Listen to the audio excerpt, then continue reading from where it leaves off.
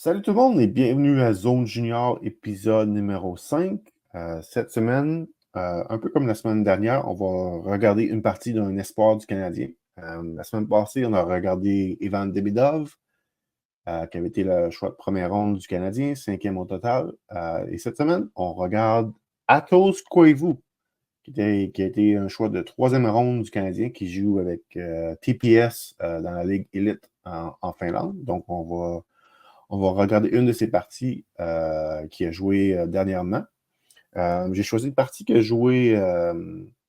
C'est la partie qui a eu le plus de temps de glace. Donc, il joue environ 15-16 minutes dans cette partie-là. Mes autres parties que j'avais le choix de choisir, il joue souvent en bas de 10 minutes. Fait que, pour que ça vaille la peine, je voulais avoir une partie qui a plus de temps de glace, évidemment. Un gros merci à ceux qui ont écouté l'épisode la semaine dernière. C'était facilement l'épisode le plus regardé depuis le début de Zone Junior. Donc, merci à tout le monde qui ont regardé l'épisode d'Ivan Demidov. Et on va se transporter en Finlande et on va aller regarder cette partie de Atos Koivu. Alors, nous voici en Finlande pour le match de Atos Koivu. Koivu va être le numéro 9 pour TPS, qui est l'équipe avec le gilet noir. Il va jouer surtout à l'aile, souvent à l'aile gauche dans ce match-là. Même si c'est un droitier, à l'occasion, il va jouer à l'aile gauche. Donc, je vais commenter qu'est-ce que je vois sur la glace. Ça se peut que ça arrive qu'il y ait un silence. Ça va être dans les séquences du match où sans doute il se passe pas grand-chose. Donc, rien vraiment à parler. Mais bon, on verra comment ça va aller. Euh,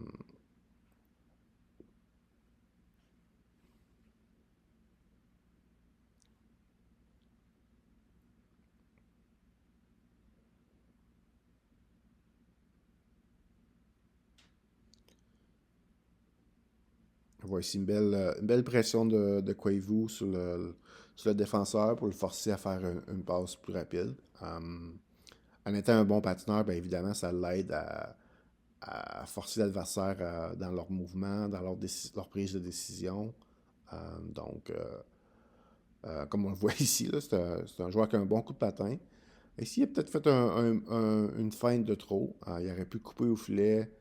Il a essayé de faire une feinte du revers, de ramener la rondelle sur son revers, puis ça n'a pas nécessairement marché. Euh,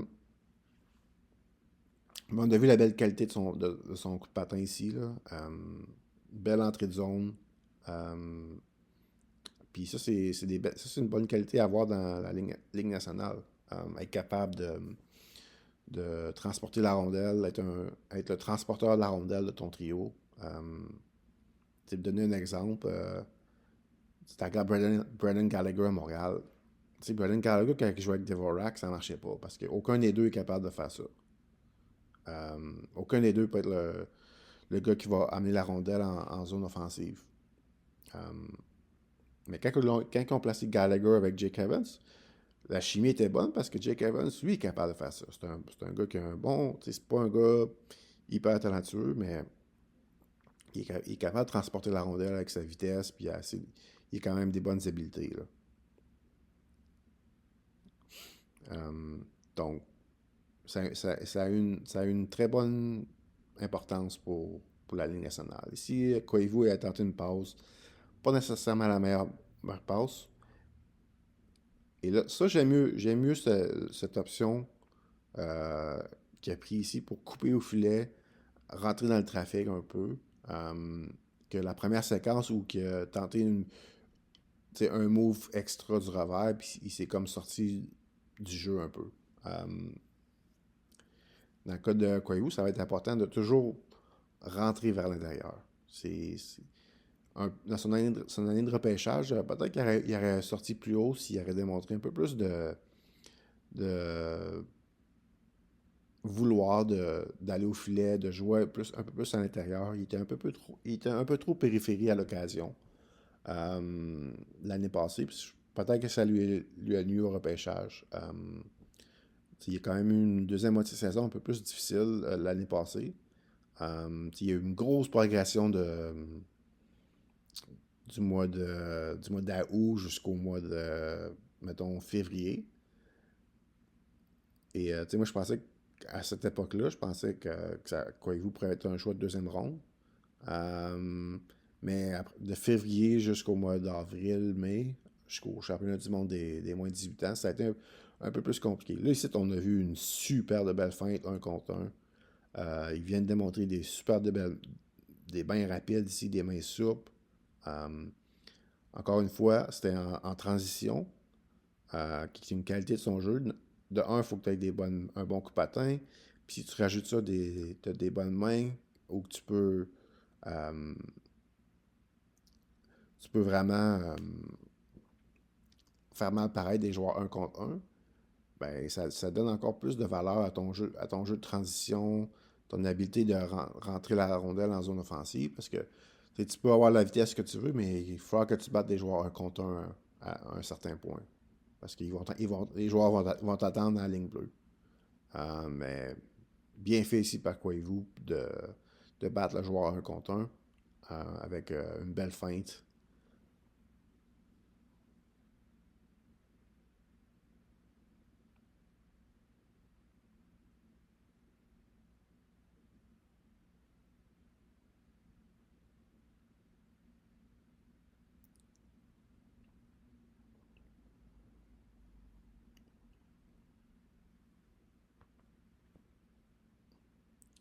Le repli défensif qu'on vient de voir, j'ai aimé l'effort, mais il aurait dû s'assurer de contrer le joueur devant le filet.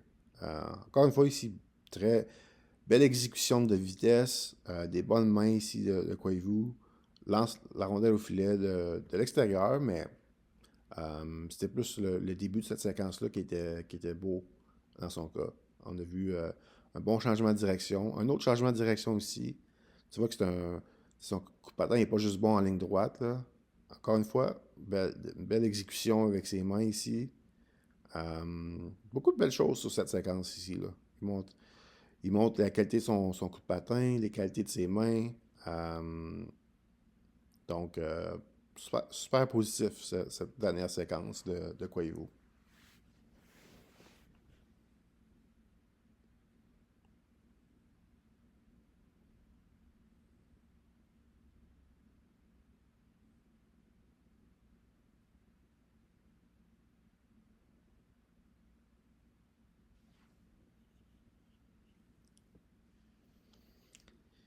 Ça paraît pas, mais on a déjà passé la moitié du match ici. Il n'y a pas beaucoup joué en première période. Un peu plus de présence sur la patinoire en deuxième période. Mais la première période est passée assez rapidement dans son cas. Euh, une chose que je vais surveiller avec Quavo dans ce match-là, mais surtout toute la saison, c'est la qualité de ses passes, la qualité de sa vision de jeu. C'était un peu un des mes points d'interrogation avec lui l'année passée. C'est que je veux voir ses talents fabricant le jeu aller à un autre niveau cette année. Donc, ça va être ça à surveiller cette année dans son cas. Voir jusqu'où les qualités de ses passes vont se rendre cette année. Parce que c'était un peu un de mes points d'interrogation avec lui l'année passée. Euh, c'est un gars qui a un bon gabarit, CC1, CC2, contrairement à son père. Là. Puis contrairement à son père aussi, il a un excellent lancer. On n'a pas trop vu encore dans ce match-là. Puis on a vu qu'il a eu des bonnes mains. Mais c'est ça. Son jeu de passe, c'était une des questions que j'avais dans son cas. Là. Donc, c'est quoi qu'on va surveiller pour la fin de ce match-là, mais pour la saison en général, là, voir jusque. Parce que ça va être vital dans son cas. S'il est capable d'améliorer ça, puis il devient un gars qui, avec ses passes, qui rend ses coéquipiers meilleurs sur la patinoire, puis qui peut créer des bonnes chances de marquer pour ses coéquipiers, euh, ben ça va faire de lui un meilleur joueur, d'un, puis ça va l'aider beaucoup à transporter sa game à un autre niveau, puis l'aider à se rendre dans la Ligue nationale. Donc, c'est quelques points surveillés dans son cas.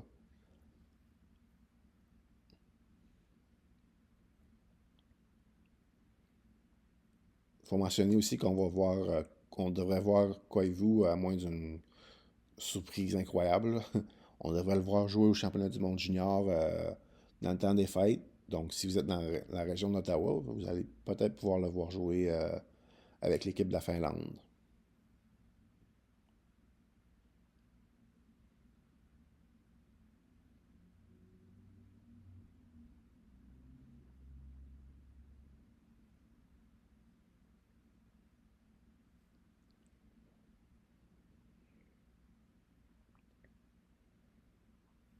Ouf. Tellement pas un beau jeu de son défenseur ici. Euh, Son équipe a été chanceuse ici. Euh, Quelques bons arrêts de leur gardien de but, mais un jeu atroce de leur défenseur. Je pense que c'était le numéro 40, là. Atroce.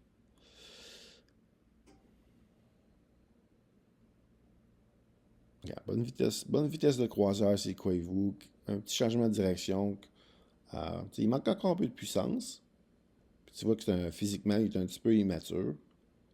Il a bonne mise en échec ici. Euh, il y a du père d'année un peu. Hein? Il s'en laisse pas imposer. Puis s'il voit une belle opportunité pour donner une mise en échec, il va y aller pour. Euh, donc, c'était vraiment une bonne mise en échec ici de sa part.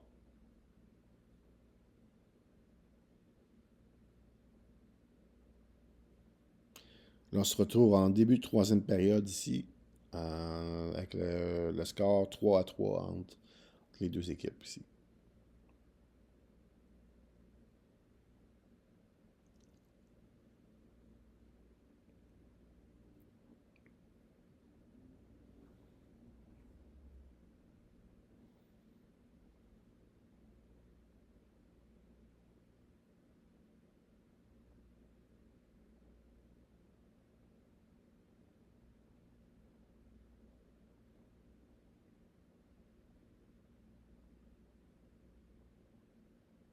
Petite feinte ici de Koivu. Garde la rondelle, l'amène en zone offensive. Ça mène à rien ici. Le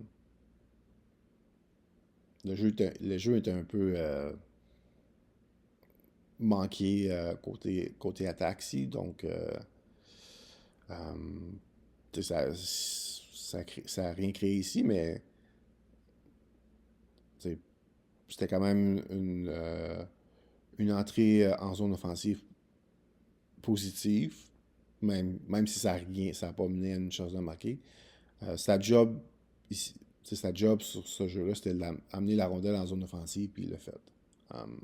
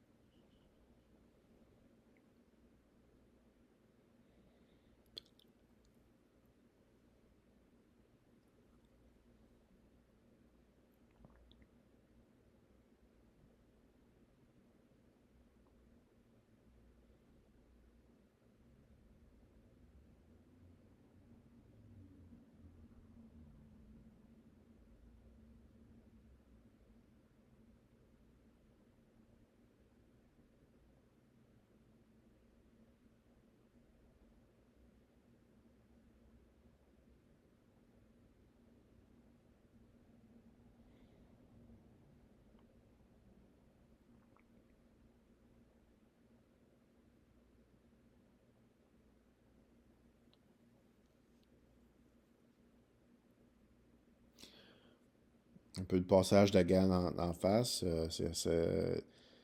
Pour ceux qui ont connu son père, c'est quelque chose qui se passait souvent avec lui sur la patinoire. Il n'a jamais reculé devant personne. Puis, ça fait quand même. C'est un petit peu drôle de voir son fils faire exactement la même affaire que Saku. Euh, avec les gardes en face, là, en avant du filet. Euh, mais ça va être un peu ça sa game dans la Ligue nationale. Ce ne sera pas un joueur élite offensive.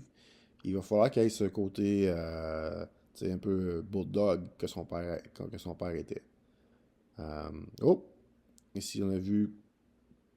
Il y a une feinte de plus, je pense. S'il réussissait la dernière feinte, ça aurait créé toute une chance de marquer pour son équipe. On a vu encore les qualités de patinage, les qualités de changement de direction dans son cas. C'est un patin très fluide sur la patinoire. Il manque encore un peu de puissance, donc on va voir son coup de patin continuer à s'améliorer dans les 2, 3 prochaines années. Quand il va prendre. Quand il va pouvoir jouer à 185, 190 livres, on va voir son coup de patin, il va être encore plus puissant. Il manque un peu de puissance dans sa game, mais ça s'en vient, ça s'en vient. C'est déjà pas pire comme coup de patin. Là. C'est un bon coup de patin, mais je pense que dans 2, 3 ans, il va être encore plus explosif sur la patinoire. Avec la force musculaire qu'il va rajouter dans les 2, 3 prochaines années. Là.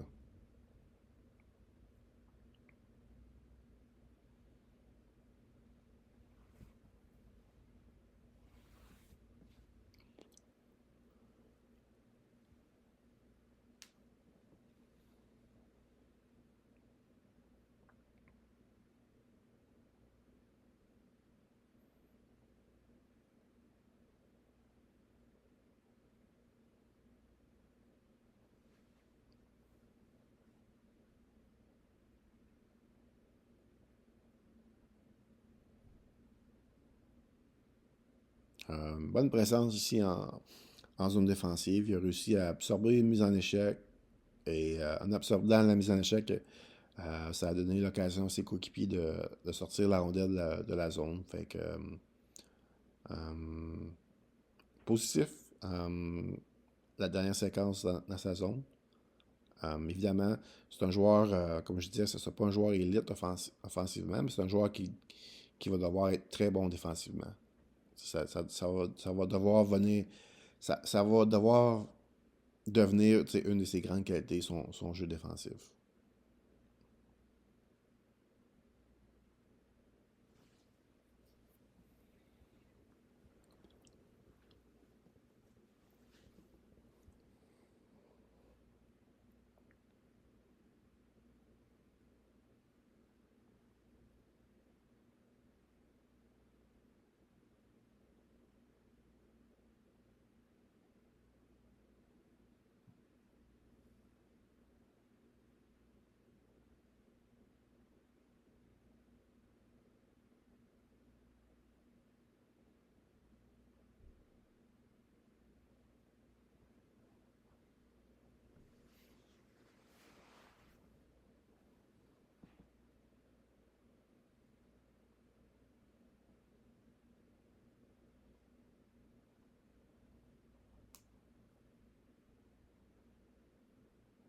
Une belle petite touche ici de sa part pour. C'est pas lui qui a fait l'entrée de zone, mais il a facilité l'entrée de zone avec son petit jeu en zone neutre. Donc, ça, c'est bon.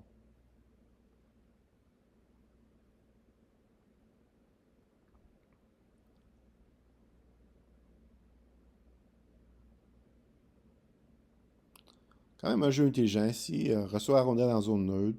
Le défenseur est un petit peu lent à donner la rondelle. Euh, il a tenté de faire une entrée de zone. Il a vu qu'il n'y avait pas il y avait un peu d'un danger ici. C'était quand même en fin de troisième, 5-5. Il n'a pas voulu forcer la note. C'est qu'il a rebroussé chemin. Il est revenu dans sa zone. Revenu dans sa zone. Il est revenu en zone neutre. Et il a redonné la rondelle à un défenseur. C'était quand même un move intelligent parce que tu veux pas faire un revirement à l'entrée de la zone offensive. C'est juste pas, c'est pas la bonne affaire à faire quand tu es un jeune de 18 ans dans une ligue pro puis tu fais un revirement là. C'est les pires revirements à faire. À la bleue offensive, là, tu peux pas faire ça. Fait que, quand même, bonne intelligence. Il a vu que ça marchait pas pour lui, là. Donc, il est allé du jeu intelligent, revenir en arrière, donner ça à un de ses défenseurs. Ici, on se retrouve en prolongation. Toujours 5-5. Donc, intéressant de voir Koivu sur la glace à 3 contre 3 ici, pour un jeune de 18 ans. C'est bon. C'est bon signe. On le voit ici, il joue pratiquement comme défenseur ici. L'autre défenseur a monté en attaque. Donc, on voit un peu son coup de patin arrière. Pas mauvais. Pas mauvais. Il a gardé le gars vers l'extérieur. Il a pas donné une ligne pour euh, rentrer au filet. Donc, il s'en est quand même bien sorti. Et c'est la fin du match de Koivu et de la game en général. Ben, comme je vous ai dit au début du match, c'était la partie qui a joué le plus de minutes. Donc, ça me donne une bonne idée à quoi un peu ça ressemble présentement à Koivu dans cette ligue-là. Point positif, j'ai aimé son coup de patin. C'est quand même fluide. Il y a des bons changements de direction, une bonne vitesse de pointe, une bonne accélération. Puis la bonne nouvelle, c'est que c'est un gars qui est quand même physiquement, il manque de la force physique. Donc, donne-y encore 2 3 ans, il va se renforcer physiquement. En ajoutant un peu de la force physique, ben, il va être capable de rajouter un peu de puissance dans son coup de patin. Donc, son coup de patin devrait continuer à s'améliorer. Puis son explosion. Donc, ça, c'est positif. J'ai vraiment aimé son jeu 1 contre 1 dans ce match-là. Des bons moves 1 contre 1. Surtout en transition, on l'a vu quoi, 2 3 fois faire des bons moves en jeu de transition, battre des joueurs 1 contre 1. Donc ça, c'est super bon.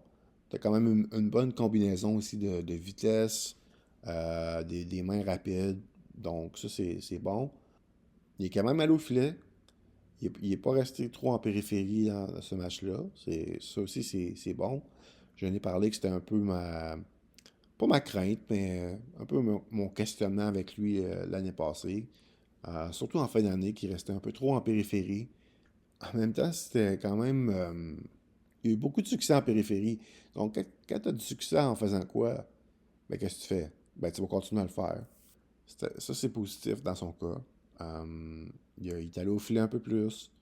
Tu sais, oui, il y a eu une séquence en début de match où il n'aurait pas allé au filet, puis il a décidé de faire une fin de plus, puis à fin compte, il a perdu la rondelle en voulant peut-être contourner le filet, là. Mais en général, je pense qu'il est allé quand même au filet assez souvent. Défensivement, j'ai pas trouvé que c'était correct. Il y a eu une belle séquence que j'ai parlé, je pense que c'était en troisième période. Mais j'ai pas trouvé que c'était un problème dans sa zone. T'sais, évidemment, il y a encore beaucoup de choses à améliorer. Puis évidemment, plus qu'il va prendre la force physique, mieux qu'il va être côté des batailles 1 contre 1, sortir du coin avec la rondelle.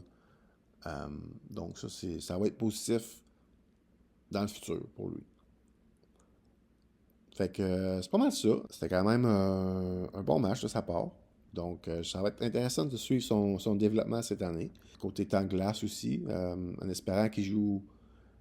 Tu sais, je pense que dans cette ligue-là, tu aimerais ça qu'il joue au moins entre 12 et 15 minutes par match minimum.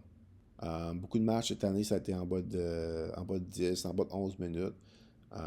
C'est que tu aimerais ça qu'il joue au moins entre 12 à 15 minutes par match. Mais c'est ça, on verra comment ça va se passer pour lui en fin de saison. Puis comme je vous disais, on va sûrement le voir au championnat du monde junior au mois de décembre et janvier à Ottawa. Donc, je vous remercie d'avoir écouté l'épisode numéro 5 de Zone Junior sur Atos Koivu. Et on va se parler la semaine prochaine. Et ben, je ne sais pas encore quel sujet ça va être la semaine prochaine. On pourrait regarder une autre partie d'un espoir du Canadien, surtout les espoirs qui jouent en Europe, un peu des espoirs cachés en Europe. Ou peut-être qu'on va revenir sur le camp du Canadien. Mais on verra. Donc, on se reparle la semaine prochaine, tout le monde, et ben, bonne semaine.